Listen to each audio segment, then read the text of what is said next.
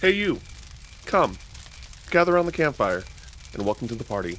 This is Party Chat, a JRPG podcast where we talk about everything that we love in the world of JRPGs and other Eastern titles. I am one of your hosts, Cameron Hawkins, and with me, as always, is my party partner, Kevin Kenson. Kevin, how are we doing this week? Doing good, doing good. Just another, just axe to the grindstone. Gotta make videos, gotta play stuff, gotta get everything ready. I'm doing my best to shut off free time brain this month, like the rest of this month, because I know that just doesn't exist in June. It just doesn't. Oh So, yeah. I just need to already be operating at that level. I can't just go on into June 5th being like, yeah, I'll shoot some videos and get stuff done. No, I need to just be wake up and sleep, breathe, eat, making stuff. How about you? How you doing? I'm doing good. I got a new tattoo. I will not show it this week because it is still kind of being wrapped and it has a thing on it. So not gonna show it off this week, but next week. Well, I mean, if you're in Discords and socials, or you follow me on socials, you can see it that way. But if you want to see it for some reason this way, you'll have to wait till next week. No, the new number one poll for our Patreon. If you want to see Cam's tattoo as soon as possible, $5 tier. Just join in. Yeah, get in the Discord. I did show it off to the Discord first, so they got the first look. But it came out super, super well. Very happy with it. And then I went to the new Nintendo San Francisco store. And I have a very funny story about that. So, first off, I found out later, but I'm really pissed because apparently one of my friends, Dan Reb, who runs the website Smashpad, check it out. He also fellow Trail Sicko. I told him hey, I'm gonna go to the San Francisco store on Monday, because he lives in San Jose, and he was just like, oh, okay, cool, because I basically was just like, do you want to come with? And he gave me a very unsure answer, and so I'm just like, okay, I'm just planning on going by myself. And so I'm about to get onto the BART train to get into the city. And then I get a message from him I'm in San Francisco. I'm getting in line. I'm like, well, I'll see you in 20 minutes because that's it's gonna take me 20 minutes to get there. So by the time I get there, he's pretty close to the front of the line. And then I'm like, okay, well, I'm gonna go get in line now. I chat with him for a second. And I wait in that line for over 2 hours to get into the store. And I find out that industry friend of mine, Chastity, who used to be at GameSpot and is now at Ubisoft, she went to the store the same day too, and she said just oh, it was a nice 35 minute wait, and I'm just like, what do you mean? Where did you heck up? Yeah, I was like, what? I was like, what time did you go? And she said that she got in line at 1:15, and I got in line at 1:45. So between that 30-minute window, yeah, the wait quadrupled. Enough people were freed up, and that's just what you got to hit that bit early sometimes. Damn. But this is the part 2 of the story. This is the part I wanted to talk about specifically. Was I'm just I'm by myself. I'm just sitting there. I'm chilling. There's this nice young woman that's probably early 20s doing her own thing. She's playing the Switch. And then there's these two brothers that are in their early 20s that are talking to this elderly couple about Japan and things like that. And out of nowhere, I'm obviously listening in on the conversation because what better thing do I have to do? But and then just out of nowhere, I don't remember how it got to this, but he's oh, this dude's got is all tatted out too. He's and then he says the Legend of Heroes, and and I'm sitting down, the way I leap up, and I'm just completely from just idling to the Legend of Heroes. I literally just yelled at this man. I went from 0 to 100 immediately, Kevin. I was so excited. I was like, you know, the Legend of Heroes. Because I don't know if it was because of my shirt, because I was wearing a Legend of Heroes shirt, or if he saw my Bracer Guild tattoo. But I was just, I lost it, and he was talking about like, yeah, like I've heard really good things about it. I really want to play it. I'm just like, dude, like mad respect to you, mad respect to you. And so I was just geeking out on him for a few minutes about that. And then I eventually went into the store. I didn't buy anything when I went in there, but I did ask Dan to buy me the store, like the red store brand shirt, because one, the way that my like housing situation was, I would have had to like BART back to and from. It would take me like an hour just to like basically get back, drop the shirt off, get back into the city because I was going to a concert later that night. And because of the 2-hour wait, I definitely was excited that I was very happy that I asked him to pick it up for me.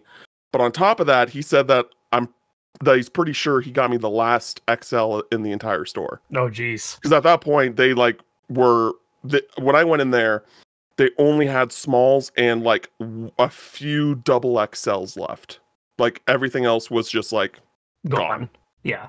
Yeah. It was still like in general a very well stocked store, but when it came to like certain things, because my friend Jessica Sanchez, she was like running the floor there, which I had no idea. I knew that she was working at the store, but I had no idea she was running the floor. So I was just like, this is really cool. And yeah, like basically it was just like, oh yeah, most of the shirts and stuff, like whatever's out is what's left. Yeah. Until a restock. So how many days in was this? Was this like the third day? I believe this was technically the 6th day. Oh, yeah. Because the first reservation day was on Thursday, but I'm pretty sure they invited like specific people to the store on Wednesday. So Wednesday was technically the first day. And I went on Monday. So yeah, and this was the first day that was open to the public. You didn't need a reservation. Yeah, which is why everything started selling out quick. Yeah, but the store is really cool. Like I've been to Nintendo. I went to Nintendo New York for the first time last year, and like Nintendo New York has this like museum aspect to it. Yeah, the little like display of all the portables and stuff on the second floor. Yeah, and this store feels a lot more retail-y. Sure, but like also. I like, and obviously it's because it's a newer store, like the design of it is better. A little more updated. They definitely take more advantage of like how they design the store to like display things. Like there's a lot of like these pillars where they just have things like, whether it be hats or like the shirts are in like these tubes or the tubes on display, and like a lot more just general representation as well. Like they didn't have anything Fire Emblem, sadly. Outside of like Amiibo, same with Xenoblade. Yeah, I feel like Fire Emblem, at least based on my experience, like when I've gone to Nintendo stores, it needs to be like a recent release. Like they'll have the Amiibo, maybe they'll have some random stuff, but like the mainstays are definitely like the main nepotism children of Nintendo, which is like Mario, Zelda, Pikmin, tons of Pikmin usually. When I've been to 3 Nintendo stores, and only at one of them did I see Metroid merch, and it was an end cap. It was like 3 items. Yeah, they had I mean, it was still small compared to everything else. They had a decent sized Metroid section. Nice. Like they had a Dread shirt that was like the suit with like not like blueprint style, but like very cool.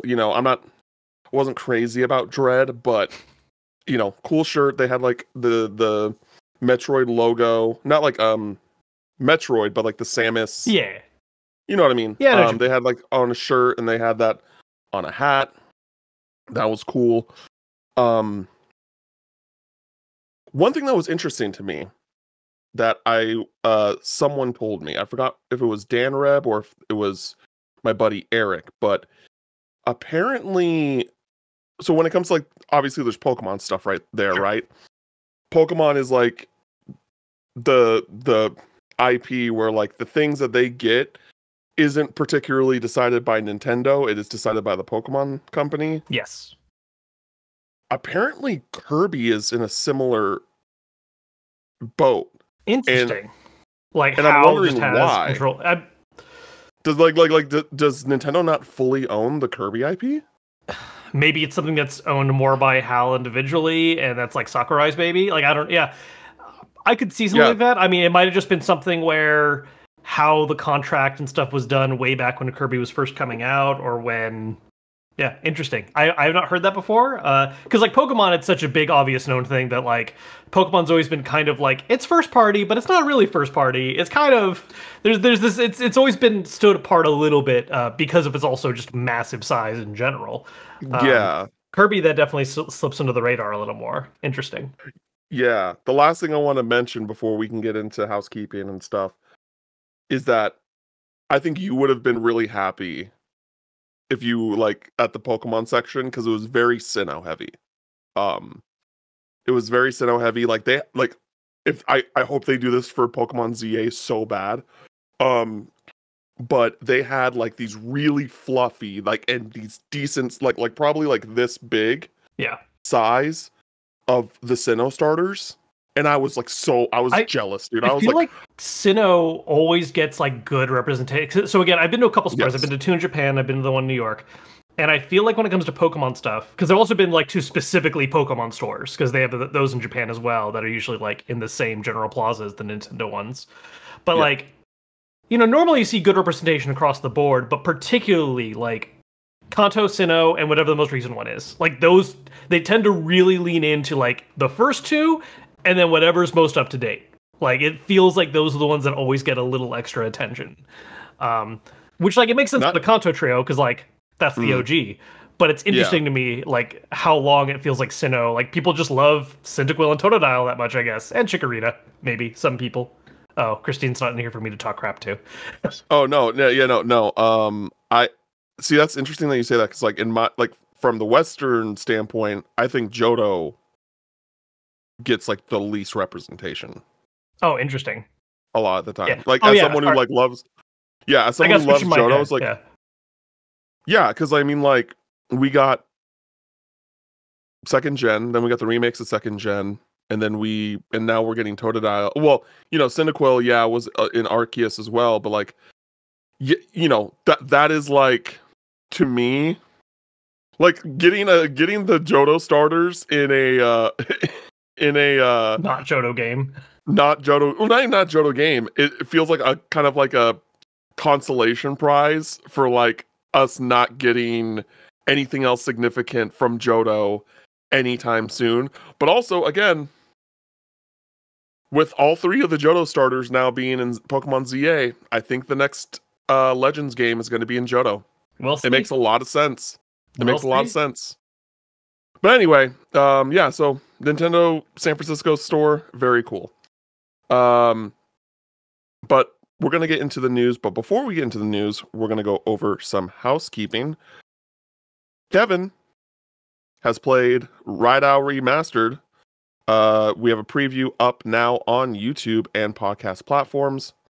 I have gotten to go hands-on with Bravely Default Flying Fairy HD Remaster, Shadow Labyrinth, and a little indie game that Bandai is publishing called Battle Train, which there are impressions for each game up on YouTube and podcast platforms for you to check out as well.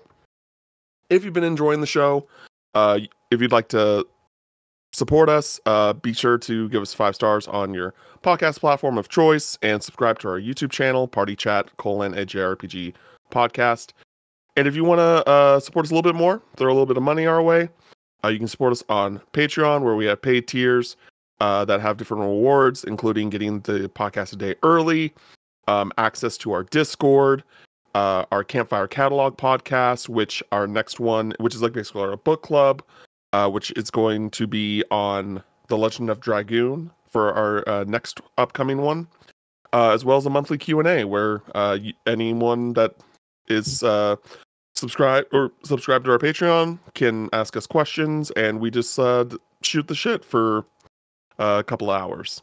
And then lastly, go to youtube.com/Kevin Kenson and give him a subscribe over there.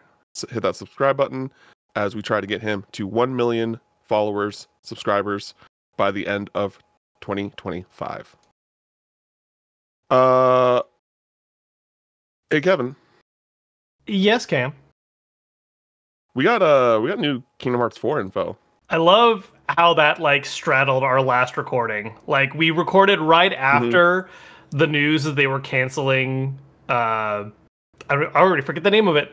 The mobile one that isn't happening Missing anymore. Link. Missing Link. Yeah, like we recorded right after that was announced, and I want to say hour or two after we went live, there was screenshots. Yep. It literally came out like so right after we recorded. It was really frustrating actually, but at the very least it gave us some time to like kind of dissect things, because a lot of people were just like, oh, these screenshots are like whatever, and I'm like, there's a lot of information that they're sharing with us in these screenshots. And there's like just a lot of interesting theories about certain things that that I think is like important to talk about. Why is Mickey Mouse in a library? Yeah, who knows? Why is Mickey Mouse in the library? But yeah, so I kind of want to like dissect some of the things that these screenshots shared and what they may potentially mean. You know, we're not entirely sure, but it's some of them are like very, I don't know what else these could be. This could be, I don't think this is super it would be super coincidental. It'd be super coincidental. So I think the thing that I want to talk about first is how these screenshots, to me, more or less confirms that we're getting a Marvel world, which everyone thought we were. But in the screenshot, if you look on the main screenshot with like Sora while he's in combat, they're Heartless with like giant Infinity Gauntlet arms. Like they look like the Infinity Gauntlet. Yeah, I could see that. I could see that reading of them. Yeah, dude, we're gonna fight Thanos in Kingdom Hearts 4. That's crazy. That's crazy. That boss fight has the potential to be so cool. And then we also see that we're seemingly gonna be able to play as King Mickey in a segment of the game. And it looks like that he's in a library. And if you look on like the far left, there's a little like logo on a draping, and a lot of people are theorizing, which makes sense, that it is the logo of Scala at Kylum, which is you know, was a location in Kingdom Hearts 3. It was going to play a big part in Missing Link, but has now been canceled. So yeah, that's very cool. I'm interested in wondering like what, you know, Scala and Kylum was in at the end of Kingdom Hearts 3, but it's one of those things where we don't really know like in a major way the significance of it and why it really matters. And so like I'm hoping that Kingdom Hearts 4 and this Lost Master trilogy like really like, or trilogy arc really dives into that, because at this point it's like, okay, yeah, this is a dope looking place, but why should we care about it? Yeah, you know, like yeah, like Ericus and Xehanort are trained here. What else? Like, you know what I mean? Like so that's cool.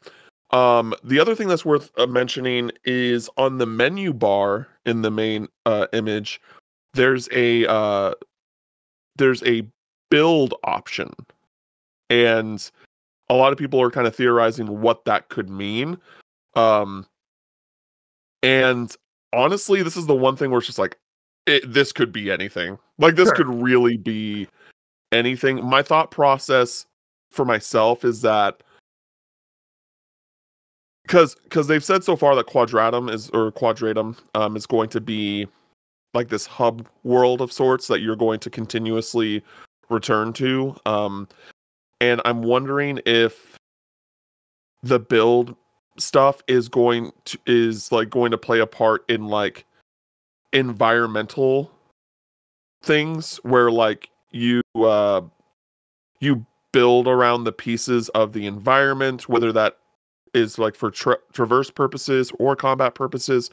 I'm not really sure, because like it's not, it doesn't really matter, or like it's not like a big like connection, but the build is where the drive form was in Kingdom Hearts 2. And so it's just like, oh, is this going to be like the big combat mechanic of this game?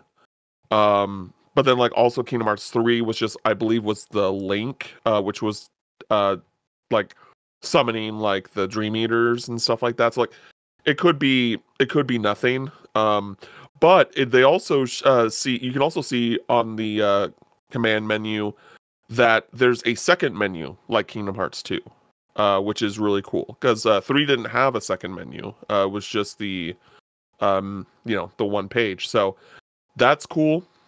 I really hope that they go back to some of the stuff from Kingdom Hearts 2, because it's just better in my opinion. I think in most people's opinion.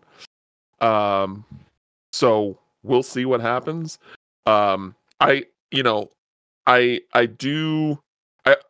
We'll get into it more in the topic of the show this week, but I have a feeling we're going to see more at SGF. I think we're going to see more at SGF, and we'll leave it there till we get to the topic of the show. I was going to hard open topic with hitting you with that. So yeah. Kevin, your thoughts on these screenshots? Yeah, I mean, look, there absolutely is some stuff worth grabbing. I think the most notable thing is that build option, which I agree with you. Like, that can mean so many things. Like, that could be some kind of summon mechanic. It could be some kind of, like, it seems like it would be something relevant to in battle and not like a general thing. But yeah, I think that's the most interesting thing. I mean, like, the King Mickey thing, it's cool to have like confirmation there's a part where you play as him, but I feel like that's not the most surprising thing ever, that like there's like a segment as another character. Otherwise, yeah, I think we're all reaching for what we can in 7 varying sized images, and hopefully we get something substantial soon. Like, it's neat, we got some screenshots, but it is a little silly that like the hold this franchise has over some folks, where it's like, hey, we had to cancel a game and we haven't really talked about anything in a while, so here. 7 still images. and see, here's the thing that's interesting about that, is that like, I don't know if we got those screenshots as a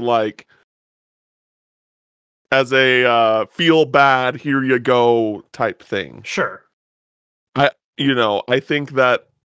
I think that there could be more at play with that. Yeah. I think it could be like, hey, so my mindset on it, and this, or and this isn't a guarantee, but like with my thoughts and feelings that that's going to be at SGF, I could see them being like, hey, we're showing Kingdom Hearts 4 at SGF, but we still haven't released this Missing Link game, and and then they they eventually come to that conclusion, like, we're canceling this game. We should share this information before more Kingdom Hearts 4 news comes out, because even though people will be excited about Kingdom Hearts 4, people are going to be like, where's Missing Link? Where's Missing Link? Is that audience that large? Like, what do you think there's no people that were like just about Missing Link specifically? Dude, like, yes, dude. Like, percentage-wise of the rest of Kingdom Hearts fandom, you think? Oh, okay. No, but what I'm saying is, like, the Kingdom Hearts fans, like, as someone who's a Kingdom Hearts is my goat. Yeah. I know people that are just so exhausted with the lack of news regarding Missing Link, and I'm sitting here like, it'll come when it'll come. Like, right. And part of that might be just because, like, I work in the games industry and I'm kind of used to that like mentality at this point. Right. But also it's like, yeah, guys, it's a mobile game that's like going to, I'm not trying to discount like Union Cross, because Union Cross has a really good story.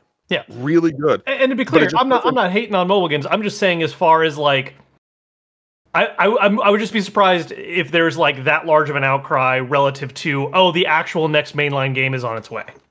You know what I mean? Like I just don't like when we finally get KH4 news, how many people are gonna be like, but wait, I thought there was this side thing also. It's like, guys, this is the next mainline. Like that's the thing most people are waiting on. I think for Kingdom Hearts fans, they are going to be like that. Yes. Interesting. And obviously like people are going to, most people are going to be excited because it's Kingdom Hearts 4 and like they're not into the KH space like that. But I do think like the KH space, like I think the way that they talk and they message about things, they do it a lot more direct to their like passionate fan base than most other companies do about certain IP. So yeah, my thought process is like, hey, we should announce that this project is canceled before we show more on Kingdom Hearts 4, so people aren't like, but where's Missing Link? Because that should have been out since winter of last year. And we still don't even have like really any information. And so yeah, that's my like opinion, like prediction of sorts as to like how that came about.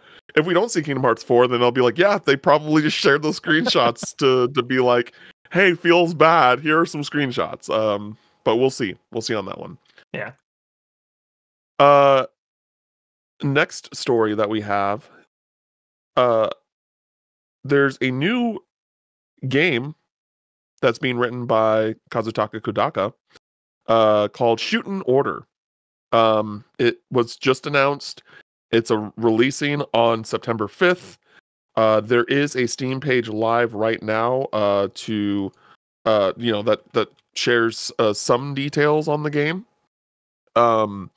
It's being published by Nilo Incorporated, and is being published in the West by Spike Chunsoft, which pretty on par with most other Kodaka stuff nowadays. It looks like it's going to be another like visual novel type game. And the Steam page, the description says 168 remaining until the end of the world. Humanity is approaching its end. A sudden dismemberment murder of the leader of a religious nation that advocates an apocalyptic ideology. 5 adventure games are combined into one, centered around a suspenseful story full of mystery and intrigue. I do want to note how much I love that first half is like, yep, that is a Kodaka and or Uchikoshi game.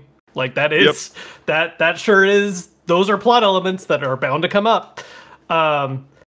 The second half though is I think the really interesting thing about this game. I don't know if you watched the trailer for this because there's a trailer now up for it as part of the Steam page. So it is like a visual novel, but it's like 5 different styles of visual novel. So they all have different specific gameplay mechanics, different specific ways that like you'll make choices and do dialogue options. And so it's this whole thing where it's like there's these 5, suspects you're going to investigate and learn more about, and each of those 5 is a different game basically. Like they're all within the same general genre header, but they all kind of do their own little unique different things, which I'm a sucker for that kind of stuff. I love genre hopping. Like the moment I'm playing one game and suddenly I'm playing something very different, I'm like, oh this makes my brain happy. Yeah, and also to make note that this isn't done, the art direction is like different from what we normally expect from Kodaka's games. Like I don't know the art director that he normally collaborates with, but different studio, different artistic team, but it still looks really cool. It has a lot of style. And I also really like that seemingly a lot of, not all of it, but like a lot of the gameplay in one of the stories is like when you're you're a streamer. It looks like, at least from like the video, I'm not entirely sure if that's the reality, but it looks like kind of like a VTuber is streaming, but then like you're also playing the game. I don't know if you took notice of that, but I thought that was pretty cool. Yeah, no, that is, yeah. Again, like I really like this idea of, they're all different. Yeah. Yeah, it just makes me really want to play 100 line even more. Oh no, Like I it's so really good. want I really want to get to it. I really want to So get to it, good. Kevin. It's I yeah. I need to get back to it because like I said last time we talked about on the show, I got through like what's kind of the beginning like main arc. Like I mean, it's a full yeah. game. Like I put in like 20 something or like high 10-digit hours, and now I need to do like the back half, which is probably a larger half. It is a very meaty game, and this year's we've had a lot of big hour investment games all coming out back to back to back to back. It's been a time. It's been a time. Yeah, it continues to be. That's the thing that's like so kind of frustrating about like the whole Expedition 33 like JRPGs are back type shit where it's just like dog, we have been drowning. Like not even like eating good. We have been drowning in JRPGs over the past 3 years. Yeah, Like just so many games. so many. And they're like normally high quality. Like I don't know, but yeah, I'm checking to see right now if there is a console release confirmed or if it is simply just okay. So it's planned for release on Switch and PC. That's been the move for stuff he's been working on. Interesting. Yep. Yeah, Is it, and just like Spike Chunsoft as yeah. well. Is it So specifying just original Switch or is it saying Switch too? it says Nintendo Switch. Oh, okay. Interesting. Yep. So very exciting. I want to check that out. I really want to get to 100 line, but we'll see when that actually happens. Next story. Yeah, so Suikoden held this presentation over the past week where they like they released some new details on their Starleap game, their mobile game. But it was more so like they released a story trailer, which I know that you're gonna kind of divulge into a bit in a second, Kevin. And they showed like a bunch of like character trailers and location trailers, just kind of like giving that all that kind of introductory stuff. But yeah, there's a story trailer. It was only in Japanese, but there were some things that I know, Kevin, you were able to pick out just based off of like the pre-existing world and characters of that IP. So yeah, share your thoughts. Yeah, so we already kind of knew some of the basic pitch for this game back when they did their Suikoden, like, I don't even know what to call it. They did a little live stream event, before the remaster's released, and then they did another one recently, which was focusing just on Starleap. And the main thing was dropping this new Starleap trailer. So the general pitch that we kind of already knew is that this was going to take place in the main timeline. This is not a side story. This is not another world. They're not doing the thing where like, you're gonna be pulling heroes from, well, you are pulling heroes from across the world, but it's not like in a weird alternate dimension thing. It is still in like the main world of Suikoden. And it's taking place before 1, which is after 4 and 5. The timeline of the game is a little silly with how they did things later. But this is taking place shortly before 1, not too far away from where 1 takes place, which is the Scarlet Moon Empire. And the interesting thing that we saw in the trailer is not just that, like, okay, we get to see a bunch of the new characters and like the kind of base pitch setup, and we got to see little bits of combat, which is like, yep, this is looking like Suikoden. We have the lineup and everything. We did see some pre-established characters, which I don't think these were just like gotcha style. Oh, like, look, this character is showing up because you pulled them. No, like they're actually showing up as part of the main story of this game, which makes sense timeline-wise, and it's going to be very interesting to see how they are going to be expanded on. Without getting too into the plot of the first Suikoden game, it's very interesting that we're seeing Flick and Victor, who are kind of like mainstays of the older ones, and then most interestingly, Odessa. Like her being in this, I think is. I'm very curious to see what they do with the writing, because this is one of the things that I kind of have my biggest hang up with this, is that I'm like, all right, cool, like I'm down to help support this franchise. I love this franchise a lot. I'm going to give the mobile game a try. And expanding out like the pre-established storyline as part of this, just it's one of those things where I'm like, this could be really cool, or I'm going to get very mad about how they handle certain things. But yeah, so the trailer just kind of gave us that quick glimpse showing these characters are a part of it. One of the details we've learned is that one of the big things in the Suikoden franchise is this concept of true runes. Runes are how you use magic, but there's these specific 27 true runes that are like the actual important, these support the foundation of the world kind of things. And so there's always one or two that play a very big role in each game. So for Starleap, they are focusing on what I believe I think they're calling it the rune of. Oh, I'm now having it was either the rune of time or the rune of change, and it has to do with how the game is allowing you to experience side by side, like greater aspects and detail of story events that happened in other games in the franchise. So it's like, yes, this is its own story that it's telling, but then it's also going to be tapping into little bits and pieces of all the other games that have already released. Expand, not changing those stories, but giving you details and additional information that just wasn't there back then. So yeah, it's interesting. I'm both kind of excited that this is happening, but also just because of how a lot of gacha stuff is handled, a wee bit skeptical, so we'll see. Yeah, we'll see. Suikoden is not my wheelhouse yet, and I'm not a mobile gamer, so I will let you be the the reporter on the Suikoden mobile game moving forward. But it sounds interesting. It sounds like it has like some potential, but then there's those kind of things that just come with mobile gacha like titles that bring caution and pause. So we'll just have to wait and see. And then we got some quickies for the week. Demon Slayer: The Hinokami Chronicles 2 launches on August 5th. Persona 5X is releasing on June 26th. That is the mobile gacha title. Yeah.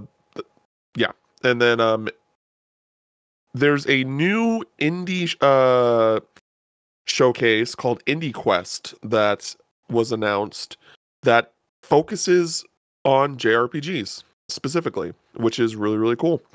And the presentation for that is going to be on May 29th at 4 p.m. Pacific time. Yeah, I think something to real quick to shout out too is that apparently the showcase is something like 40 games, which that's a lot.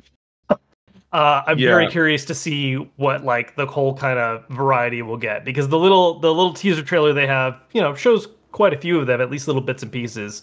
And it's definitely, I mean, a lot of them look like what I would call JRPGs, but it's definitely running a wide variety of, art styles and particular gameplay types. Mm-hmm. Okay. Yeah, I wanna see what they got. It's interesting because we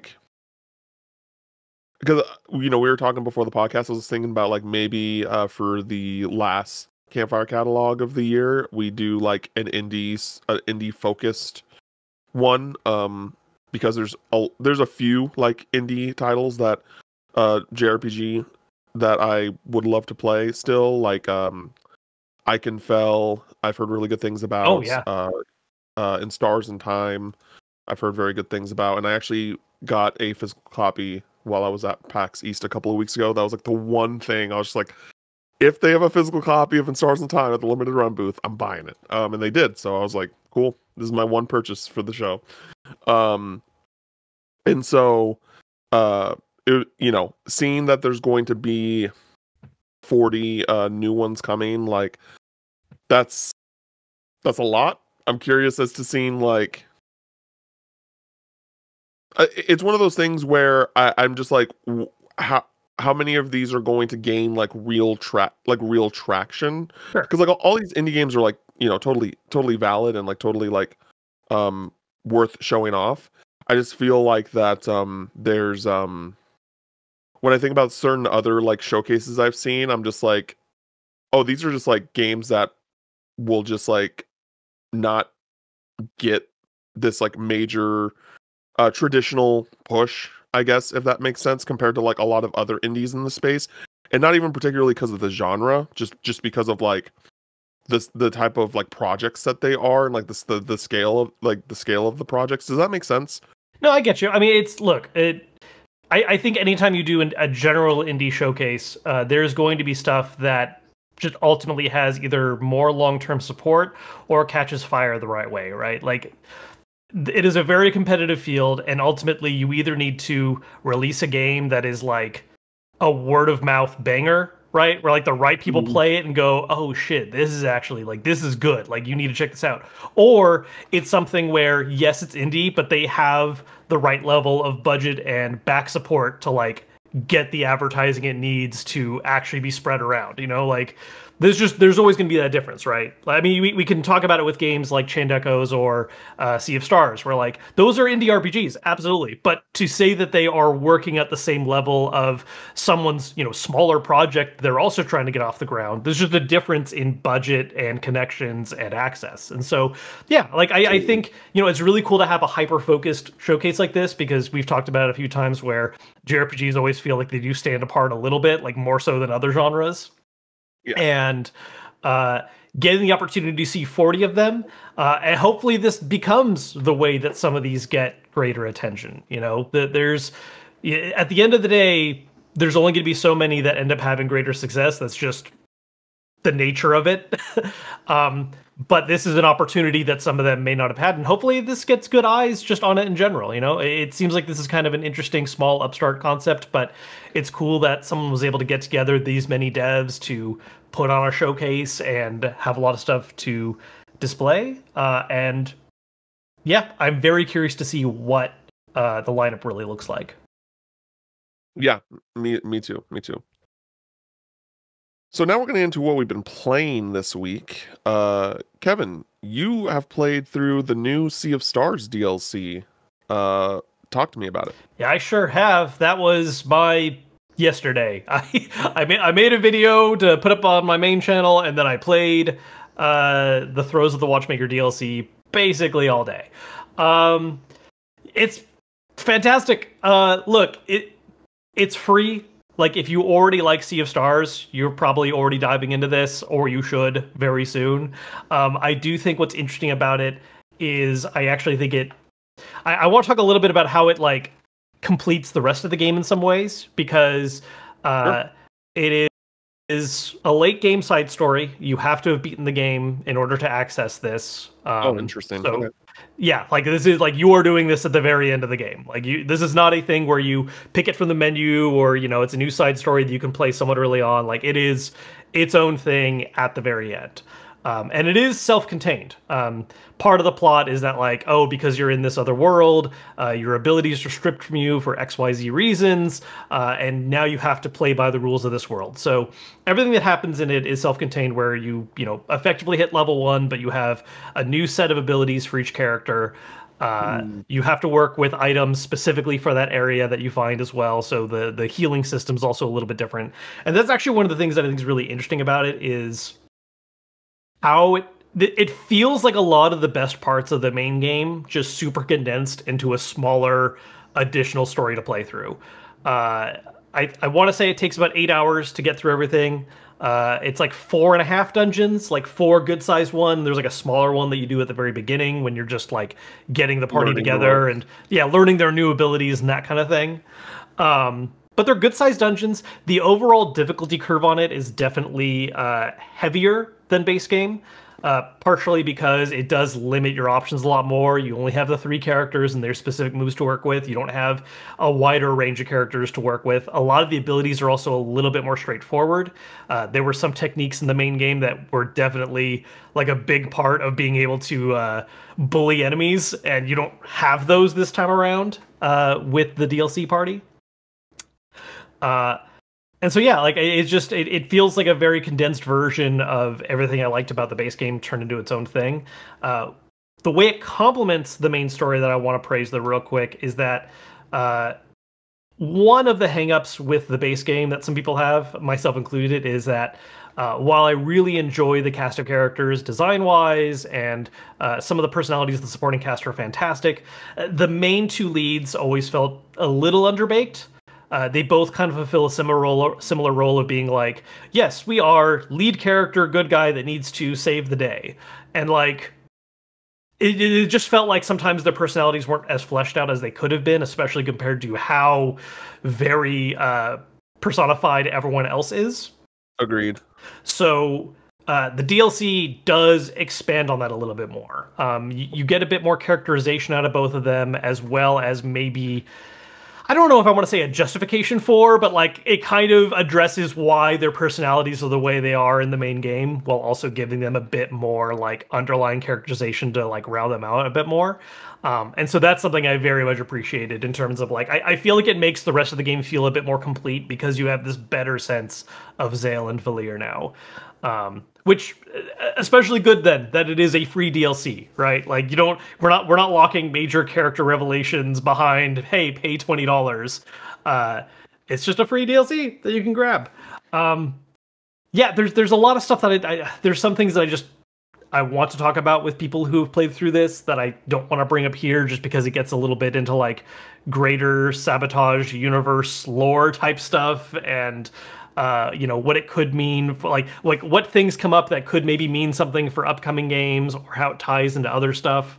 I definitely think if you enjoyed base game Sea of Stars enough that you also checked out Messenger, you just need to play this DLC. You got to stay on top of everything they're doing because it's very interesting.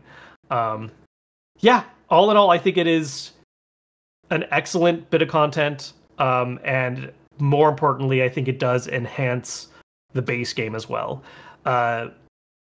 One of the things to shout out is that the game also does have quite a few mini games added because there is this like circus theme added, and so there's these optional mini games, one for each of the party members that can get a little hectic. I definitely recommend trying to gold medal them if you can, though, because they each also give a really nice accessory to that particular party member and like alter some of their core abilities in very good, interesting ways. Yeah, just a nice, very dense 8 hours of gameplay. Cool. How's playing as Artie? I love him. No, Artie's great. Artie's great. I mean, it really plays into the general it's interesting how they balance the party in this one because like everyone has a healing option. They don't all work the same, and they might have alternative things. Like Valir has one that's a party heal, but it's not as strong of a healing spell as the others. But it also deals damage to all enemies, so it's just a very nice reset the numbers a little bit, bring ours up, bring theirs down. Where you play like a limbo mini game that is very silly. That is the thing. There's a lot of the special abilities in this one have way more weird interactive flavor. Like Artie has one where you shoot a cannonball that bounces on enemies, but then you also have to run around as Artie with like a little trampoline that you're trying to catch the ball with to fling it back up to hit more enemies. So it's just a very interesting, much more in-depth one than just like press A at the right time kind of thing. Yeah, there's some real... there's some extra layer of wackiness with this one for reasons that make sense in universe. But it's a good time. It's a good time. I'm trying to think of what other like silly things there are. Zale has one where you have to control a ball that he's balancing on that is very wacky physics, but if you're able to collect enough stars while like bouncing on it, you get to do a lot more damage with it. Yeah, everyone has much sillier abilities. Cool. Makes sense with it being a circus and all. So yep. Carnival. I have not played anything because I was away to get my tattoo and all that travel stuff. That was my what's we've been playing this week. Was my story at the beginning of the show. But I'm really gonna try to finish Expedition 33. At the very least before SGF. And there are some other things in the works that we have going for y'all as well. So there are things coming. I'm just I'm in that life where I'm working from sun up to sundown, so we're just we're Making it just happen. pushing on. Yep. All right, so for the topic of the show this week, we're going to talk about our predictions for SGF. Specifically, we're talking about JRPGs, Japanese titles, Japanese companies, and what they might be showing off to us. Which Yeah. I just want to heart open with, what we already talked about a little bit earlier, because you brought this up as what you think we're going to be seeing this year. Yeah. Kingdom Hearts 4. Yeah. Do you think we're going to see Kingdom Hearts 4? I'm not as sure of it as you are. I think it's a possibility. Yeah. I have a gut feeling. Gut feeling. Yeah, I mean, look, to be clear, all of this is speculation on our part. Like, Yes, there are, there are certainly things that I think we can have a pretty good feeling about, and I think of all the games we talk about, at least one or two of them are bound to probably end up being true and happen. But yeah, this is us mostly reaching and just looking at, like, what have we not seen in a while? What has there been kind of rumblings of? And what could we really see? And, like, I get where you're coming from on KH4, because it is like, oh, we're suddenly, like, we're kind of talking about it again, here are these screenshots, here's a little bit talking about we're so hard at work at it right now. We had to cancel another game, which, by the way, did you remember Kingdom Hearts 4 is on the way soon? Yeah, I think this year's a possibility. What is your belief? Like, let's say it does get revealed or re-revealed, whatever term you want to use, because I know it's already been announced technically. What is your thought on timeline if we do see it? Like, if we see it at SGF, do you think it's, like, is that a surprise? It's end of 25 thing? Do you think it's a 26 game? 27? Like, what? Like, how far out are we thinking? No way. No way it's coming out this year. I would be flabbergasted if it came out this year.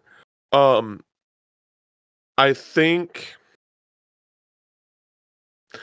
it depends, because, like, normally Kingdom Hearts games, at least mainline Kingdom Hearts games, release around wintertime, like December, January. Yeah. That being said, that doesn't mean that they need to release at that time. And I feel like over the recent years to Square Enix, like, because the thing with Kingdom Hearts that's different, right? Disney gets involved, and, like, Disney, who knows if Disney's like, hey, this needs to come out during this portion of the year. I don't think that is the case. I think that they do need to be like, hey, this game needs to be out by this time, but, like, y'all can decide when that is. And that, they get that coordinated. I do think, how do I explain this? I do think from, like, the research I've done for, like, my book and other things, I don't think that, at the very least, for most of Kingdom Hearts history, Kingdom Hearts 3 is a bit of a different thing. I'm not sure, but, like, Disney I don't think Disney is as hands-on as I think people think they are when it comes to Kingdom Hearts. Obviously there's certain things that need to be coordinated and, like, things that need to be agreed upon, of course. Yeah. When using the IP, but after that, I think they just kind of let Square cook. Do you think that could have changed, though? Because we've had some leadership changes at Disney, like, a couple times now since 3 dropped, right? I know specific things that I cannot. Okay, no, that's fair. Yeah, we can just move on if you don't want to. Yeah. No. Like, so I do think that there's I mean, like, I don't think that. Okay, so for those that don't know, Kingdom Hearts 3, like, based off of, like, Nomura's, like, passive comments and things like that, Disney was a lot more they were a lot more strict about certain things that they wanted to be and not to be in Kingdom Hearts 3. And so I do not know to what extent that is this time around. So I would expect it to be similar, but also, like, just at this, like, who knows? Like, who knows if like Disney heard, like saw the reception to certain things. Like even though I actually kind of like it. It's like one of my more favorite worlds in Kingdom Hearts 3. A lot of people don't like the Frozen world in Kingdom Hearts 3. I am one of those people. Yeah, I know. Like, and here's the thing, like there are certain things about it that are dumb. Like, like Nomura wanted Elsa to be a boss fight, and Disney said no. And that sucks. Because that would have been sick. But I actually do really like the ice labyrinth, the ice palace that you have to go through and like get out of. And I know a lot of people didn't like that, but I was like, I like this. And and there's other things too, of course. But yeah, so I think that there's definitely conversations happening for sure. I don't know to what major extent on things. But I think we're at a point now where again Square doesn't really have any much stuff going on this year. Well, I mean, we'll have another theorizing game to talk about in a bit in regards to that. But yeah. I know you're gonna say their schedule's weird. Right there is one other game that could be shown off. But I know exactly what you're talking about. But my thought process is that Kingdom Hearts 4 is just basically taking the place of Rebirth, right? Like there's always like this like kind of one big game that's like going to be pushing Square forward, and now the Rebirth is out, it's going to be Kingdom Hearts 4. Once Kingdom Hearts 4 is out, it's probably going to be part 3 again. And so we're a ways out from Final Fantasy 17, so yeah. And so I think that if we do get something at SGF, I wouldn't be surprised if we got something like if we got a release date for early next year. Like somewhere between March and April. March, April, May, maybe. Yeah. Spring window. I think that, but also if we don't hear anything and then things are quiet till like the end of the year at like the Game Awards or something, then yeah, it's probably not coming out till 2027. Yeah. Because I'm just kind of like thinking of like how they marketed Rebirth. And again, Disney is like an unknown, like an enigma when it comes to like how that plays a part. But I thought they did a really good like marketing cycle for Rebirth where they're like, hey, here's a new trailer, a good chunk of information. And then I think at the same time they like revealed the collector's edition maybe. And then they were like pretty quiet again until like until like a few months later, right? And then they started to like really pick up the marketing going into the release in February. And here's and the thing is like Kingdom Hearts 4 or Kingdom Hearts 3 was over marketed to hell. Like it that was a terrible marketing cycle. Yeah. They did way too much and they released way too many trailers. And I just don't want that to happen again with Kingdom Hearts 4. And so I'm hoping that like if there is something, if we do get a trailer, awesome. Because people are excited about the worlds, right? People are excited about the worlds being shown off and like having focuses on those worlds. I understand them wanting to reveal all the Disney related worlds ahead of time. Like I get that. I also think it would be kind of cool if they just like kept some of them quiet. Sure. Like they just, because I think like the 3 worlds that we're 100% getting, like no shot in world we're not, is Star Wars, Marvel, and Moana. Those are 100% happening. Moana, yes. Yeah. After that, it's kind of up in the air. Like, I could see Zootopia, right? Because it's like, oh, you got like this different form for Sora, Donald, and Goofy. Like, that would be fun. Like, that would be cool. And Zootopia, I love that movie. I think that movie's severely like under talked about, appreciated. Yeah. I think that's like one of Disney's animation's best like films over this century. Like so good. Anyway, and then like Pixar, right? Like Incredibles. Are we finally gonna get Incredibles? Like that would be really cool. Like there's still a lot of potential on the worlds. Best I can do is Cars. We're gonna get Cars, Sora. best I can do is Cars. That's funny. But yeah, I think that there's a lot of potential still in the worlds. Like I think like going out of Kingdom Hearts 3, I was just like, oh man, what do they like have left that like wouldn't just be like another going to a world another time? Because I think that point in the series has ended where we're going to go to like the same worlds again. Sure. I think new arc, kind of give it a fresh start, right? Like you wanna not just like, oh, we get to go to Olympia like one more time. Gotta do the arena. It's great. And in the first trailer, right, we see Donald and Goofy seemingly going to the underworld to see Hades to talk to him. Like, but I don't think that's like a world, right? Like we're not going. Oh yeah, they can come up as plot aspects, but it's not like you get to visit this world a fourth time or whatever.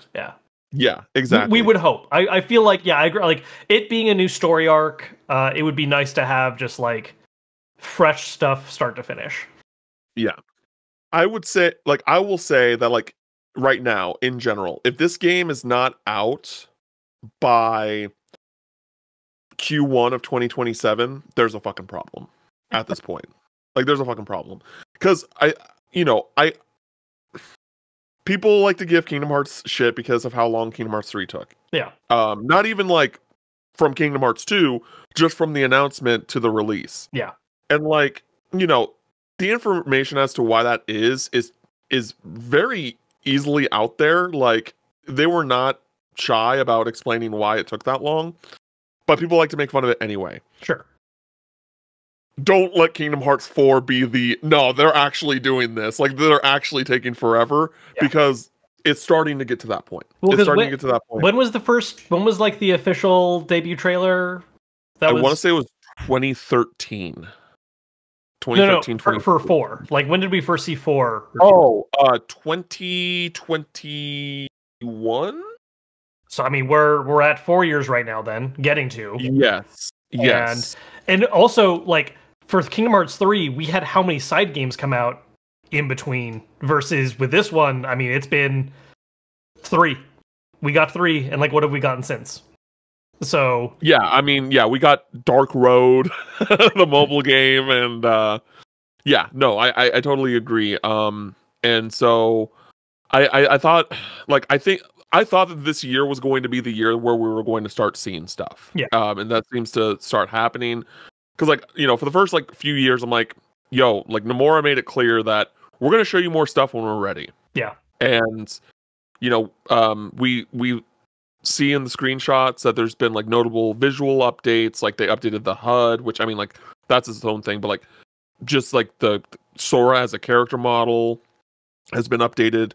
Like the game already looked good when they showed it off. And then they showed this. I'm like, oh, this looks even better. Holy crap. And so we'll see. Again, like if it doesn't happen, I can't be surprised because it's Kingdom Hearts. Sure. Like that's just it's that game you're always gonna say, I hope I see, and then it's just like, but it's Kingdom Hearts. It might like there are people that like I'm caught like, acquaintances with on social media, like Audrey, who like does she streams and she does like some stuff on she has her own like store where she like helps import Japanese goods to the US. And like almost every time there's like anything Square Enix coming or related, like, or anything where Kingdom Hearts 4 has a remote chance and like any percentage chance of showing up, she always makes a post about it. And like I'm just like, I'm not like that. Like I'm not like, oh, there's a chance. No. Yeah. No, this I mean, is like the first time where I'm like, there is a chance we're gonna get Kingdom Hearts 4. Because on top of that, Jeff Keighley visited Square's office last year. Yeah. And specifically in specifically thanked Nomura. I don't know, man. That's really telling to me, like that he was just like, hey, like, can we get Kingdom Hearts 4 and SGF next year? Because if it's not SGF, 100% of the Game Awards. Yeah. Like 100%. Like this, I'm like 60, 65%. Yeah. 100% if the Game Awards, if it's not a SGF. Yeah, I would agree. I mean, as far as like, especially because, you know, with Disney involvement, there's a little more heavier push for Western timed events. And like, what is there other than like if Disney wanted it for themselves at their own thing, which I don't think historically is a thing. Like, has that been a thing? Yeah. No, I know D23 is a thing, but has it been a thing that like Kingdom Hearts big news has been there? Yeah, that's where they announced the Toy Story World. Oh. So, yeah. I mean, that would also be a possibility then. Like, I don't think TGS is where we would get, like, finally an update. Like, I wouldn't see, like, Tokyo Game Show. I feel like it would need to be, SGF, Game Awards, or Disney themselves. Yeah, we'll have to see. Yeah. But let's talk about the other Square Enix you were alluding to, that being so there's Final been Fantasy IX Remake. Yeah, Final Fantasy IX Remake. Oh boy. Okay, so we've talked about this a couple times, but quick recap for anyone that isn't familiar with this whole saga. Way back when we had that little thing called the NVIDIA leak, one of the games on that list was Final Fantasy IX Remake. And a lot of that list came true, because it was a very legitimate, real thing. And so whether or not 9 Remake got, plans changed at some point, we can say pretty confidently that, like, 9 Remake was a thing being worked on in some capacity, whether it was early planning stages or whatever. Like, it is probably a thing that was talked about. Fast forward to this year, there's been a lot of renewed interest and belief it could happen because this year is the 25th anniversary for Final Fantasy IX, and Square's been leaning into that a little heavier than they have for some other 25th anniversaries. Like, Final Fantasy VIII, I can't tell you what they did for that, right? Like, was there anything? I don't think so. Maybe there was some, like, new plushes or figures or something, but they didn't really lean into it. 9, they launched a whole website. We've been seeing brand new art of characters. They've announced all this, like, tie-in merch. Heavy focus on Vivi, by the way. We got, like, you can get his hat that is scaled to human size, so it's gigantic. There's a mug where it's like you take Vivi's hat cap off to drink out of him. You're getting the hat, right?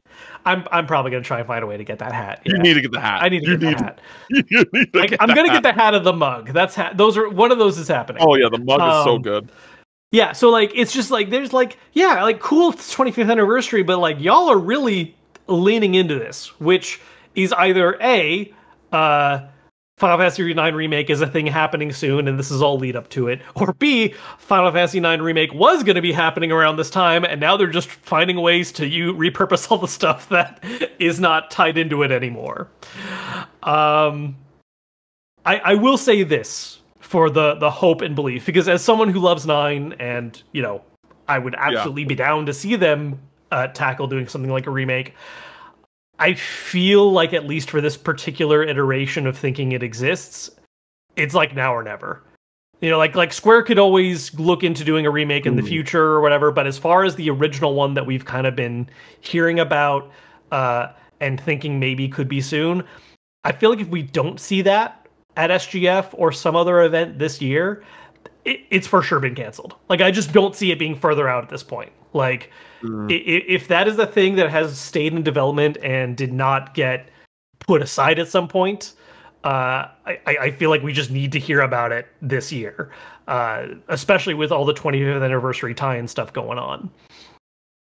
But yeah, would be cool. I think, it would stand to reason to, like you were saying, Square always kind of has one big thing they're focusing on at a time for mainline, and it would make sense for KH4 to be the next thing, but maybe there is a quick little, hey, by the way, 9 Remake, we're revealing it at SGF, and it's dropping much sooner than you think. This coming holiday or early next year. And then KH4 is now officially the next big project they really focus on.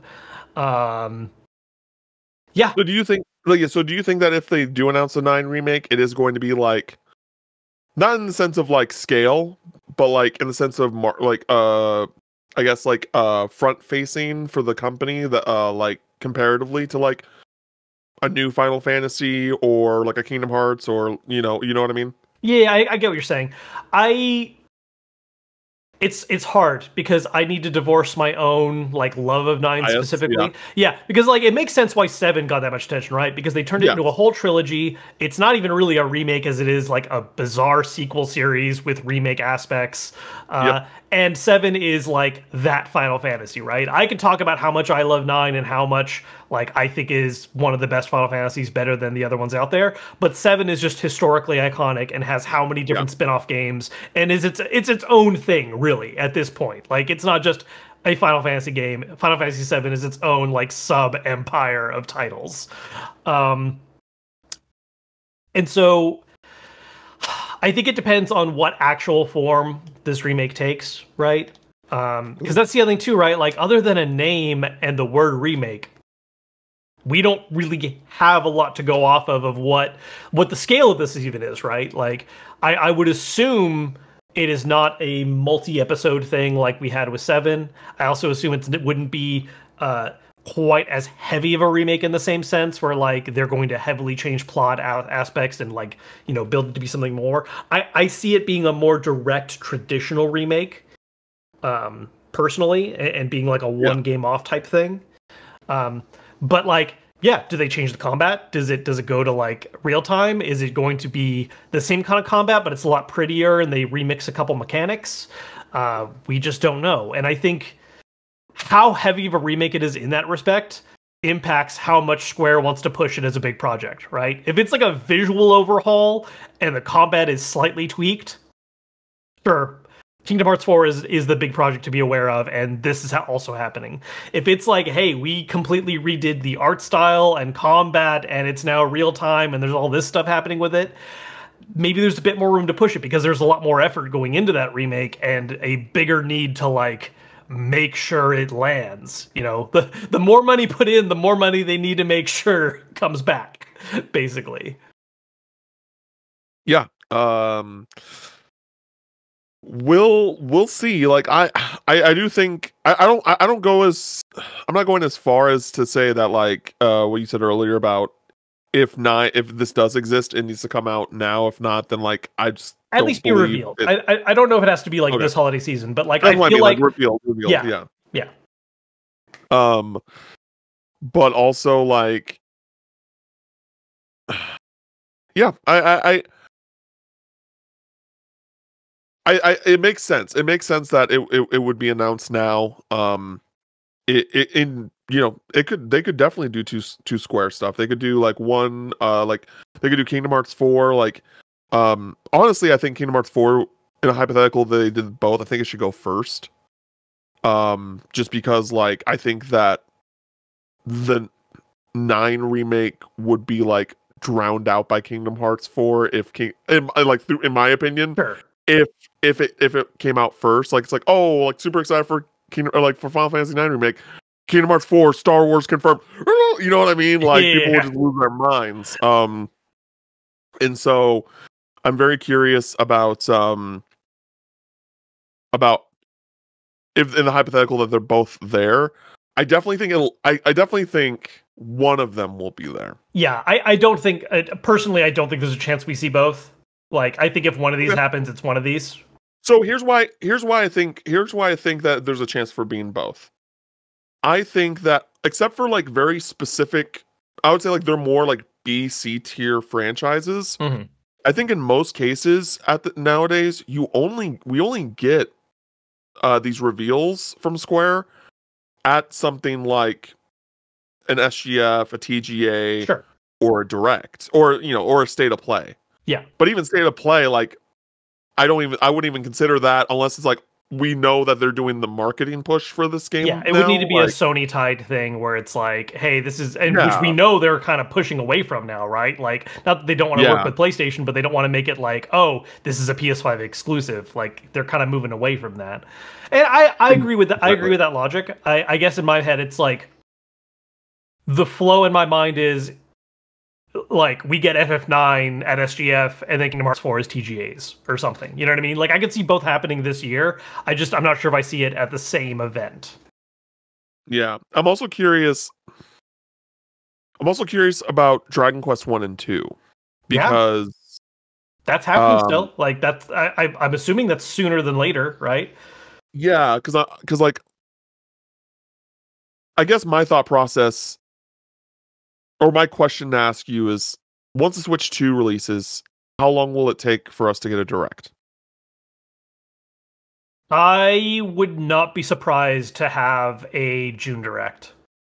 Like I think, Really? yeah, I would not be surprised. Like think of it this way, right? Like so we already know Donkey Kong's going to be in July. Yeah. And so there's room already there to do a direct where the last 10, 15 minutes is a deeper dive into Donkey Kong Bonanza gameplay and like story aspects. Because we already kind of have slightly spoiled one plot aspect that has not been brought up by Nintendo marketing that made its way into a cover art. We talked about this on the podcast before. You look like you've already forgotten. Yeah, no, I have. Yeah. The other character that is going to be showing up that is not a gorilla or a monkey. Okay. So like I think a June direct is entirely possible. Like June is always a major time for press conferences. I mean, it's just kind of the holdover of the classic E3 summer rush of, you know, we need to get a bunch of stuff announced for the upcoming holiday season, back half of the year, whatever. And so, yeah, I would honestly not be surprised if we, you know, get the Switch 2 on June 5th. We get through the opening 2 weeks of everyone losing their minds and sharing content and, you know, updates and all that kind of thing. And then, you know, late June, 16th, 18th, moving forward, I would not be surprised to get another direct that soon that is like, hey, here's some greater details than some games we announced already but haven't shown more in depth of. You know, Kirby Air Riders, the new Tomodachi Life game. Like, we already have games that were announced also that, like, we could just get extra information on. And then the closer is, hey, let's, like, really take a deep dive into Donkey Kong Bonanza.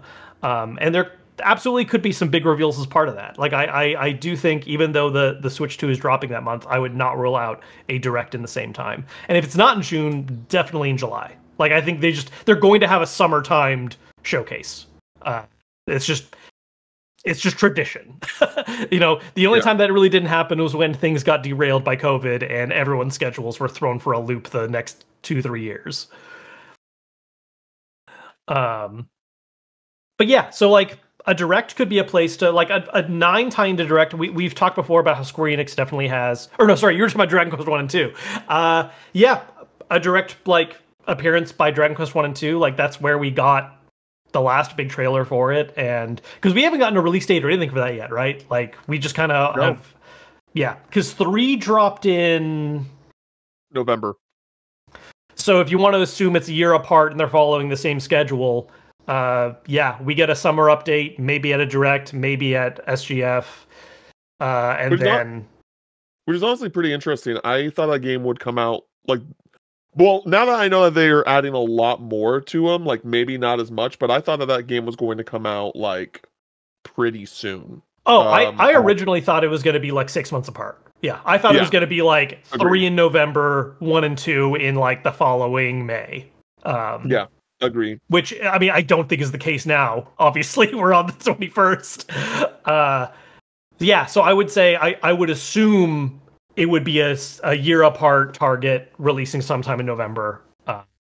And I think a Direct makes the most sense for that. Like, it could show up at SGF, but I agree that I think Nintendo Direct is where that lives more.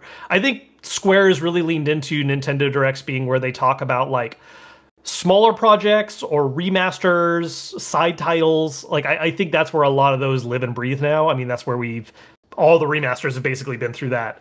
And then the big projects, right? The mainline Final Fantasies, Kingdom Hearts, whatever, that stuff is being saved for SGF, TGAs, etc. Yeah. No. Yeah. If there, because the reason, yeah, I was asking about the direct. Sorry, that was a lot of yeah. Okay. I was asking about the direct was because I do think that it'd make the most sense to get the Dragon Quest 1 and 2 release date there at a direct. Yeah. But if there isn't a direct, then do we get it at SGF instead? Like, or is there going to be a direct later, and then we get it then? I would lean on thinking a direct is still happening this summertime. You know, maybe I'm a little aggressive in thinking it would be in June, but like if there is not one in June, I would be very surprised to not get one in July. Like I just think the summertime slot is there. There's plenty of upcoming games we already know about that we could get more information on. I mean, we still I might be misremembering. We still don't have a release date for Metroid Prime 4, right? Like that's just releasing. Did we get a release date for that? Or was that at the Switch 2 one? I think it's a launch title, is it not? Metroid Prime 4 release date. No, it is still just 2025. So Wow. like Wow. yeah, like that's also still just hanging out there. Yeah. So No, that's actually interesting. yeah, and then Pokemon Pretty ZA. wild. Yeah, like there's enough games we know about that don't have release dates, and enough games that we even only saw trailers for at the Switch 2 Direct that like there's absolutely things they can expand on in June or July. Even if they didn't have brand new games to reveal, there's enough stuff that needs updates that we could get one. Do you think that there's something else that Square could show that we just like that, you know, we don't know exists, or we don't they haven't announced yet that and like what's something that's like realistic for you that you think would like. So here's the thing about Square, right? Is that we know they've been readjusting a lot of plans the last like 2-3 years. Yeah. There was this very heavy push for a lot of smaller side games and smaller projects, and that seems to maybe be winding down now. Which like I liked a lot of stuff that came out of that experimental phase, but I also get it. Like a lot of those did not do great. But we're still seeing a lot of love for remasters. I mean, they just announced and released what was it, Saga Frontier 2, like that. So like clearly remasters are still in the menu. Thank God. I mean, as part of that Nvidia leak, we did also see Final Fantasy Tactics, which like, you know, maybe that plans changed and that turned into Tactics Ogre Reborn. I know there's been comments from people involved with Final Fantasy Tactics that were like, yeah, that's not happening. There's no remake in the works. Like, what do you... No, I have nothing to say about that. And like, maybe that's deflection. Maybe that's truth. I don't know. But like, as someone who loves tactics games, particularly Final Fantasy Tactics, I would love for that to happen. I don't know. Yeah. I see that being a little bit more direct energy, to be honest. There's always the chance that maybe there's some other project happening from Team Asano, but they have a lot going on already between Dragon Quest 1 and 2, and I assume they have some involvement in Bravely Default Remastered. Probably, yeah. Yeah. I still would not be surprised if there's a Amano game. Like there is a game that he is like a part of directly that is not Dragon Quest 1 and 2, but again, not remasters. That's a direct thing to me. Yeah. Like that's not Asano's direct, yeah, for sure. Yeah, other than that, I mean, like, just what other major... Okay, so I guess the only other thing to theorize about, right, is like Dragon Quest 12, and whether or not Chrono Trigger remake is actually a thing that Square is thinking of doing someday, which I don't think that's on the horizon right now, especially with all the snafus that happened a couple weeks back. Dragon Quest 12? I don't know. I'm not feeling the vibes yet. Maybe that's Dragon Quest 12, I think, is going to be a weird instance where it's going to just be like at some sort of presentation, like they're just going to we're just going to get a Twitter announcement. No, like it's like, hey, like watch this stream with Yuji Horii this date, and it's just like, here's Dragon Quest 12 stuff. Like, yeah, that is, yeah. I'm just thinking of big. I'm just thinking of like big Square Enix pillars that like could have a presence at SGF, and outside of Final Fantasy, like, okay, is there another Final Fantasy spinoff? Like that's the only thing I can think of, right? Yeah. They have another kart racer or a Dissidia or something. I don't think any of those would make an appearance this SGF, but that's, if I'm just reaching for other things Square Enix could do, that's what's coming to mind. Like I don't see, like Saga, I feel like is a Nintendo Direct thing. Yeah, that's right. So next question. Tales. Hey, the new Tales? Sure. I feel like Bandai Namco's had a pretty consistent appearance at SGF. I'm trying to think of when, Because was Tales of Grace's F remaster, was that a direct or was that like a different presentation? That was a direct. That was a direct. Yeah, and then I'm talking about, are we getting a new Tales? Oh, not new a remake, like yes, not a new true. Tales. Their whole initiative of catching up on remasters had me go to that right away. Yeah, new Tales. I would say that makes sense. I feel like Tales remasters is a direct or state of play type thing, and then a brand new actual entry. That feels like SGF energy to me. Okay.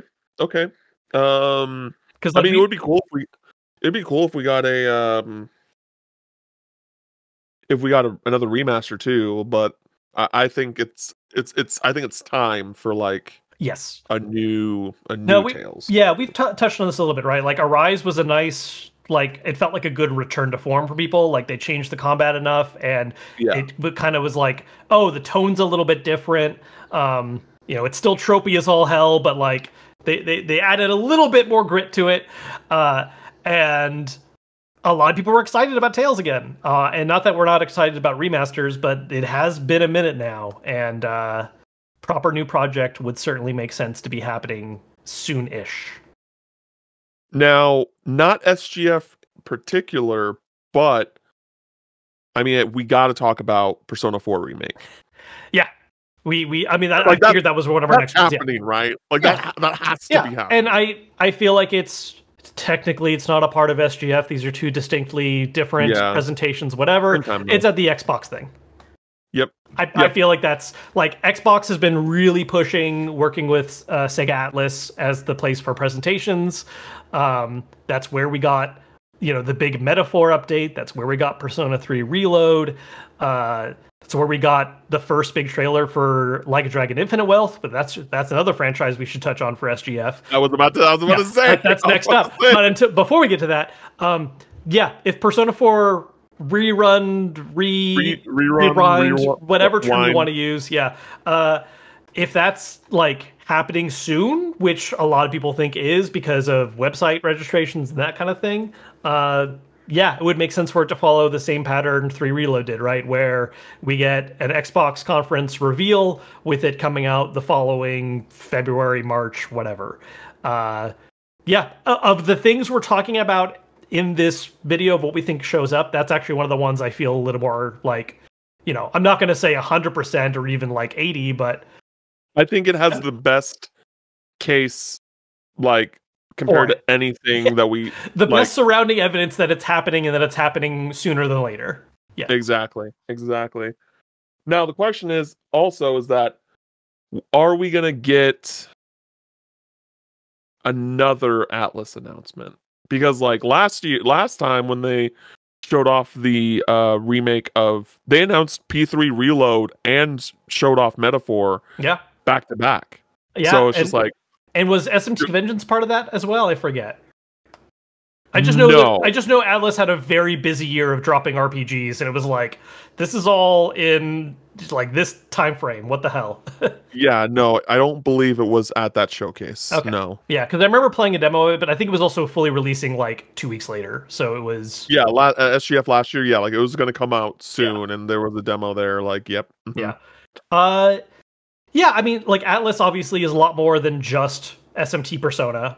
I think within that vein, there's plenty of stuff that, if we want to stick to that zone, there's plenty of remasters still, right? Like, we're about to get Raito remastered. It's releasing not too long after SGF, a couple weeks later. And they seem to be really enjoying doing remasters of a lot of these games. So, like, there's plenty of PS2 SMT games. There's, a lot of the 3DS SMT titles that you and I have talked about that we would love to see collections of, whether that's, Devil Survivor or Shin Megami Tensei 4. Persona even, there's been long-standing rumors that, like, not just 4, but also 1 and 2, like, getting a 2 remaster at some point. That would actually be a really good back-to-back, doing, like a duology and 4 rerun. Well, it would be a trilogy, technically. Yeah. I don't think that they would do it as a trilogy. No. I do think that they would do it as like, hey, here's Persona 4 remake, and then here's a remaster. That like it's gonna be probably in the same vein as like Ride Out, right? Where it's like that in between of remake and remaster. Yeah. of Persona 1, and then like over time they'll do 2, and then they'll do maybe I'm just talking out of my ass here, but I actually feel like a 2 duology is more likely than 1. Because 2 never really got like I feel like 2 needs more work. Like I just feel like there's more demand for like a proper way to play that game in the West, because the way it got localized before was so bizarre. Also, Persona 6 someday, like, yeah, they've already made teases on it. They've made teases. No, yeah, so it's green. No, they could very much well be like Persona 4 rerun in the spring, and then Persona 6 in the fall, like kind of like what they did with Reload and Metaphor. And yes, it's the same IP, but based off of like last year, doing those 2 big releases in the same year didn't seem to hurt them at all. No, so, I mean, they were also, there's like, just because they're announced nearby each other doesn't mean they're releasing in the same week. Like, whatever, they release 3 months apart. Yeah, I think it's more so that like they're long games, and also like them both being from the same IP. It's just like, oh, I'll pick up this one now and then I'll do this one later, like that type of mentality. But that would be really cool if they did a Persona 4 rerun announcement, and then like somehow like transition it directly into Persona 6. Yeah, that would be cool. That would be really cool. That'd be neato. Yeah, because I think we're running out of spin-offs at this point, right? Like P5X are we finally tapping the 5 wheel drive? Another Persona 5 game, I'm going to live stream. I will make one exception. There is one Persona 5 spin-off that I will be completely fine with if it happens. What? And that's that we get Persona 5 Arena, where it is a sequel to 4 Arena, and we get like the 5 cast plus everyone from 4 and 3. Like, give us. You're absolutely right. Yeah, that's the one I'm okay with. No, that's what I want. That shit. Like, no, give me Persona 5 Arena. Give me yes, that is the one instance where I'm like, let's go. Let's go. Get on it. Going outside of that, I mean, I know there's not a ton. I mean, there's a decent number of RPGs that are still associated with Atlas outside of, SMT Persona is the big thing. I feel like Vanillaware probably has some more remasters on the way, but that feels like more Nintendo Direct energy to me. That's like the other. That's the other phrase of this episode. It's just like that's a direct game, which is not hating on it. I'm more excited about a lot of those than I am for the big things at SGF. But yeah, I think like a Vanillaware title, if there is anything, it's too soon after Unicorn Overlord. So probably a remaster. We need Muramasa on more stuff. That'd be cool. I'm trying to think of what other IPs are under Atlas, because it has become so drowned out in Persona. Yeah, I mean, like, I feel like outside of like, it's kind of like the Square Enix thing, right? Where I think the big things we're gonna see at like the Xbox showcase. Anything else we're gonna see at a Direct. Yeah, or a State of Play or whatever. Yeah, like any sort of like collection that isn't like Studio Zero, like we're gonna see it at a Nintendo Direct. Yeah. And we don't even know if there's going to be a Nintendo Direct yet. I mean, like, it definitely makes sense. For like, part of it makes sense because, like, they always do. But the other part is, like, you're releasing the Switch 2, like, right now. So, like, I don't know if, like, this might sound stupid, but, like, I don't know if, like, the release of the Switch 2, like, having a Direct at that time would distract from the Switch 2 launch, if that makes sense. Like, I can see it being, like, also, like, oh, like, the Switch 2 came out and more games are coming, yay! Yeah. But also it could be like, I think the idea would be to lean into more Switch 2 specific titles, right? Like maybe you give some lip service to something coming out to Switch 1, but like the main thing is like, hey, here's all the stuff coming to Switch 2 still that is going to take advantage of the system. Well, going back to Sega at large, Like a Dragon. Also technically not SGF, but it would be an Xbox conference, I think. Which I mean, that is what happened before, right? We got Infinite Wealth at the same time as 3 Reload and Metaphor.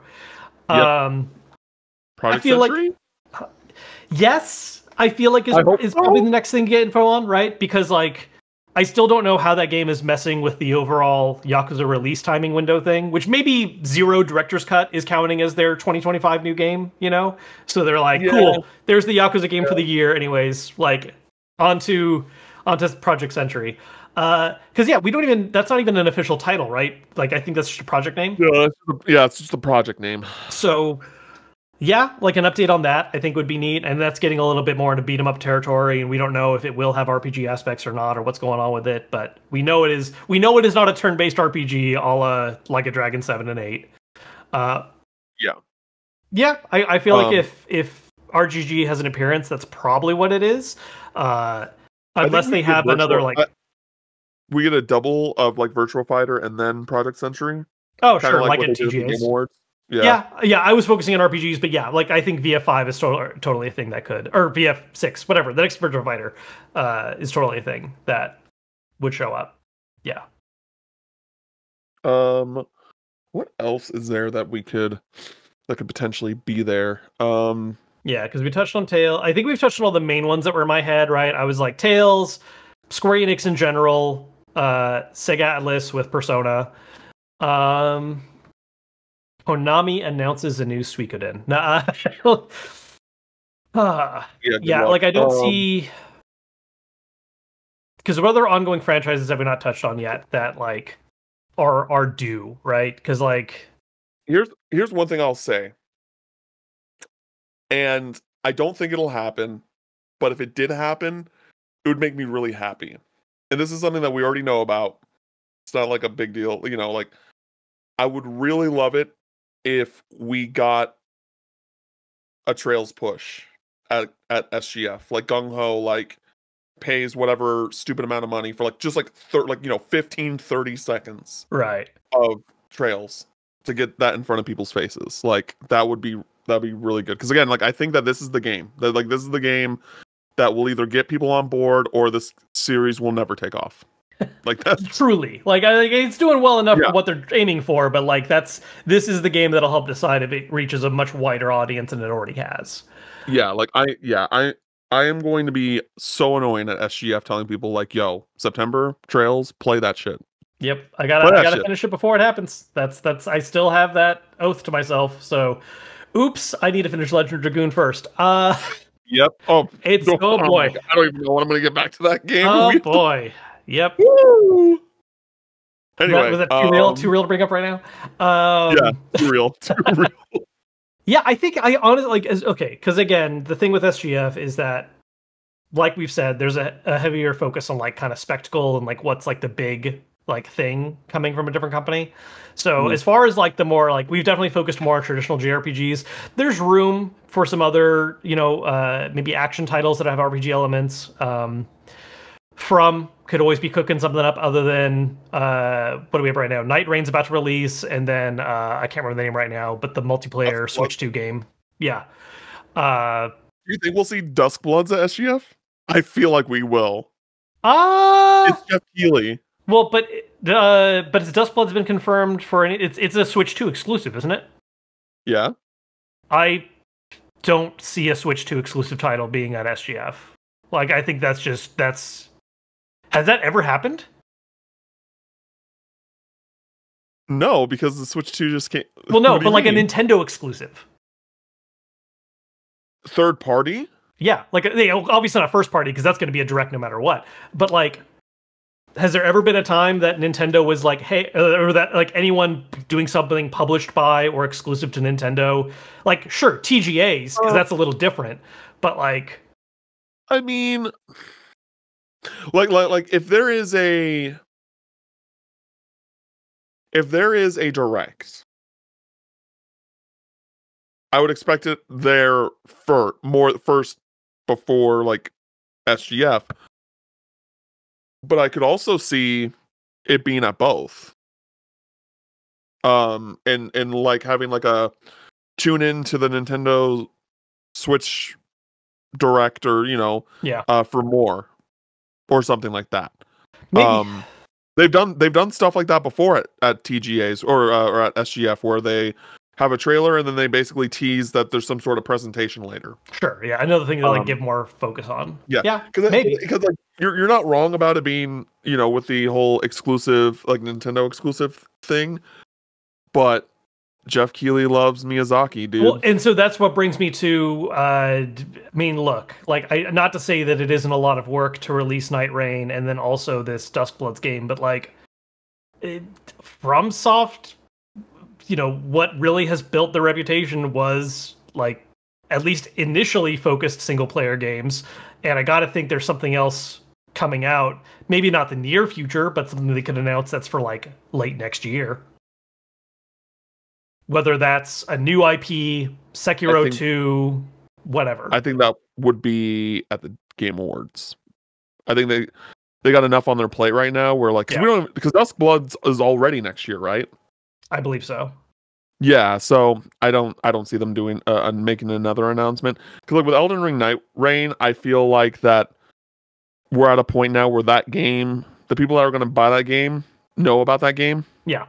I guess I'm just thinking that like I agree with you in the general sense that they have announced games coming up, but like they're both multiplayer focused titles, and one of them is a Switch exclusive, not coming to PlayStation or Xbox. Like, and Night Rain is so close that like there could be time to start announcing that next project. I don't think it's a likely thing, but from what I've heard, if I remember correctly, from what I've heard, Jeff Keighley, like, you pay an astronomical amount of money for whatever you want to show at TGA or SGF, unless Jeff Keighley specifically wants your game to be at the show, and then it's basically free. Right.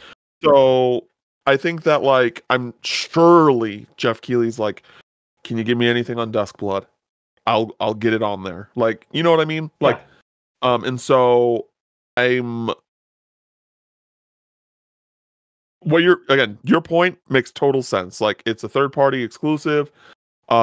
It makes more sense being at a direct because of that, because that's kind of how like just Nintendo does its thing. But I also think that with it being Jeff Keighley, if it was like anyone else, I'd be like, yeah, probably not. When it was Jeff Keighley, it's just like, yeah, he probably will like reach out to them and be like, please. Channels. Yeah. I don't know. Bro isn't even getting a Switch too early, apparently. He had to pre-order with the rest of us, so yeah, no, from what I've heard, that sounds correct. That sounds correct, that's all I'll say. Anything else? I mean, if we want to just talk about Japanese developed titles in general, I mean, obviously, talking about people that Jeff wants to have at the show, I know Death Stranding 2 is on the way soon, but there are other projects Kojima's working on, so always a chance we get another look at one of those. If we get a fucking long ass trailer eating up time for Death Stranding 2 at SGF, I'm gonna be pissed because like we just don't need that. Like, if he wants to update us on like one of his other games, yeah, OD, like sure, go ahead, but like just don't do like this big last push for Death Stranding 2 at SGF with a 10-minute long trailer, because that's just wild. Yeah. And then I'm excited for the game. But, yeah. Konami, we have a couple Silent Hill projects in the works, so like maybe we get a bigger look at because we had the one kind of hype up trailer for, I'm gonna mix up all the names right now because there were so many of them. Is it F? Silent Hill F? I think that sounds right. Yeah, the Silent Hill F. So like we did get a trailer for that one semi recently, but it still wasn't like, it was more hypey, so maybe that could make an appearance where you see a little bit more of like what it really plays like.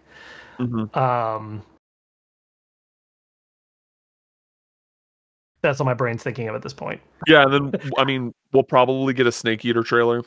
Yeah. Or something Snake Eater there as like one last push before its release. But yeah, I don't really, I think that's like gonna be the main of it. I don't really see any majorly big surprises from at the very least, like SGF and Xbox.